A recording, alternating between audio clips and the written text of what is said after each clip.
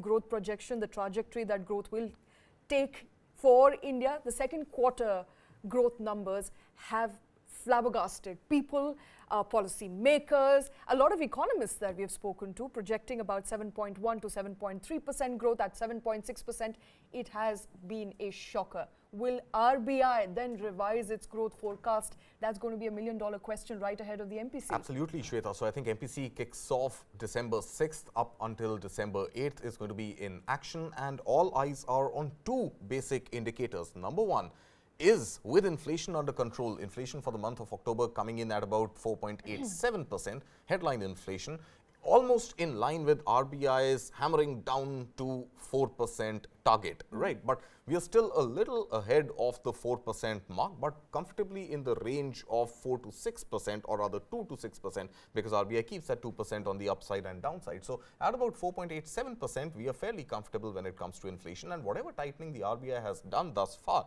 seems to reflect well when you look at core inflation numbers as well, with stripped volatile sectors like food and energy. So this is the first number that everybody is waiting to see. Most economists out there sticking their neck out and saying that the 6.5%, the pause is going to continue. It has been a pause for about 4 months now. The pause is going to continue.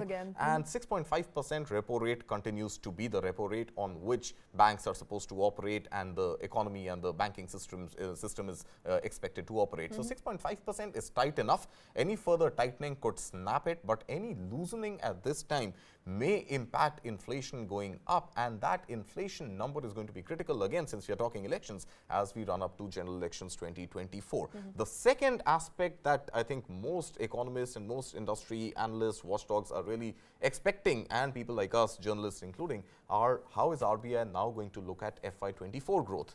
And on 8th of December, that statement from Shaktikanta Das, the RBI governor, should also come out, because up until now, RBI had maintained 6.5% for Q2 and 6.5% for FY24. Now, Q2 has obviously surprised everybody on the upside, and this is something that Shaktikanta Das had hinted in his October, inflation numbers as they came out, suggesting that that we could perhaps look at a positive movement on the upside for Q2 data. That has come in at 7.6%. Obviously, the average is now working out much better. When you keep Q3 and Q4 unchanged, the average is definitely working out much better. And most economists out there saying that RBI should perhaps revise its own FY24 growth forecast to about 6.7 or 6.8%.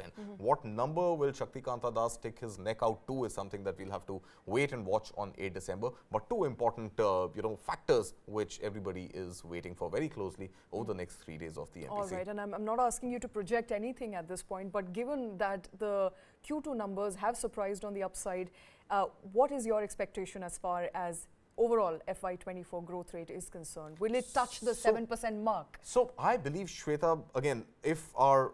Talking about purely averages here and the numbers. Yeah, no, not just averages. I feel Q3 is when we really saw festive consumption go up. Right. So Q3 numbers on account of pure consumption activity should be good. Now, I don't want to put a number. I'm not an economist, but I think if I were to trust most economists who are again in the range of 6.8 to 7.2% and average that out to about 7%, then we've got quarter 1 at 7.8, quarter 2 at 7.6, quarter 3, even if it comes in at about 7, then for the financial year, we are definitely looking at upwards of 7% as growth rate. But the data for the entire financial year, the growth rate, the GDP growth rate, is actually going to come out only in the month of June or July next year, by when the general elections would be over and there would be some sort of a roadmap for the next 5 years. So the FY24 actual numbers, growth numbers, are not going to be a determinant of the election outcome, but projections thereof could have a very, very direct impact on the voting process in the country. The projections are looking very good for the BJP at this point. So it's going to be a reason for double rejoice for the BJP in this week itself.